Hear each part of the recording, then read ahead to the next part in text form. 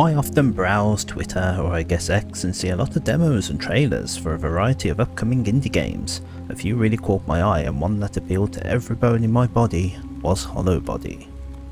Developed by a single person at Headwear Games, this PS2 style throwback promises to be a tech-noir survival horror short story.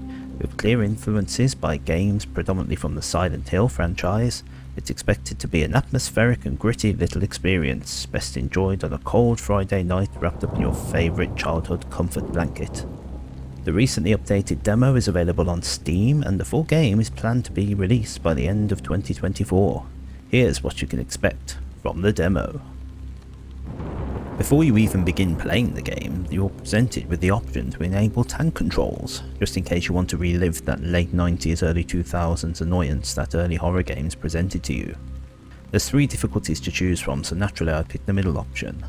We start the game with a futuristic car talking to us. I thought Mika, the main character, called the car Babe at one point. That was a rhetorical question, Babe. Anyway, the car crashes, leaving us injured in the middle of a random street. The game is set in the UK, and looking at the apartment block I would have absolutely guessed that. The vibe genuinely feels like we're in Britain, but the kind of Britain where the Tories win the 2024 general election. After leaving our Tesla Cybertruck behind, we search the streets looking for any means of progress. I really like the isometric camera angles and the cybernetic style of the UI. It honestly feels like what people in the 90s thought the 2000s was going to look like. I also appreciate the buildings rendered in the background. It feels like we're in a much larger world and we're exploring just a small part of it. We eventually come across some creepy fungus stuff and some strange machinery, so it feels we have quite a mix of elements in this world.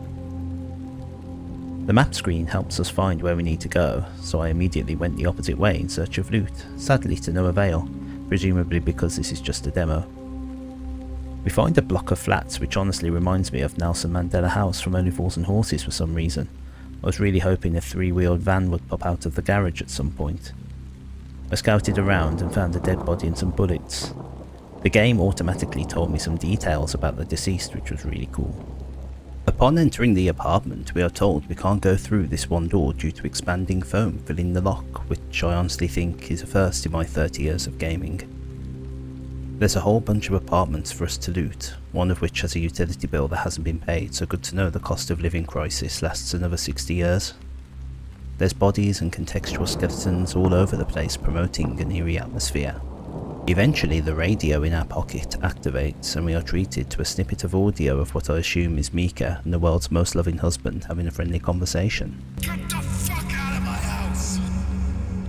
One of the bodies was killed via dehydration. Presumably they couldn't drink as their local water company probably dumped sewage into the water supply.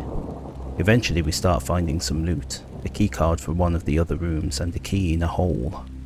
We jump down into the floor below and find a missile which sparks my imagination as to what happened here. Was this an attack from another country that caused all this? Or maybe it's a British missile designed to destroy the fungal infection. My favourite part is we hear a telephone which for some reason reminds me of my childhood Sega Game Gear, and when we answer it, Mika comes across as the most English person that ever existed. You don't belong here. Should have stayed where it was warm. Like little sparrow. I'm sorry, who is this? Patience, baby bird. You've barely spread your wings. How is this line still active? Remember, if you're going to talk to demons, put on your best telephone voice. It turns out this is a save function, which honestly spooked me way more than it should have. We find a nicely presented hammer and use it to escape the room. In all seriousness, the game very much captures that early 2000s PS2 horror, and the use of sounds really did a good job at creeping me out. Eventually we come across our first enemy, and for a brief moment I felt like I was 10 years old again, witnessing the first zombie in Resident Evil 1. That build up as you wonder, what in the hell is this thing? And then boom, the reveal.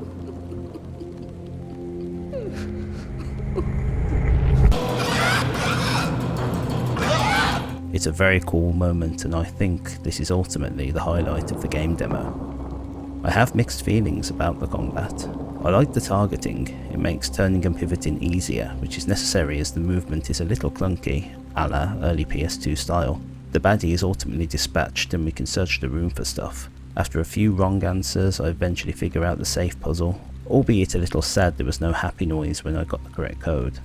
So I backed out of the room and met a few more zombies. This time I tried melee combat and, well, died. The melee combat is a lot more awkward, especially with multiple foes. It was hard to judge where I needed to stand to be able to strike the enemies safely. It didn't help that I had system critical in big letters distracting me from combat. I think this might be something that needs changing. I'm trying to be careful in fighting these guys and it's hard when I can't see where I am and where I'm aiming. After succeeding I eventually left and that's where the demo ended. Honestly, I thought it was a good demo. It's mostly everything you would expect out of a PS2 style horror game and there's potential with the puzzles and setting. The atmosphere is very good and the presentation will be great with a tiny bit of fine tuning here and there.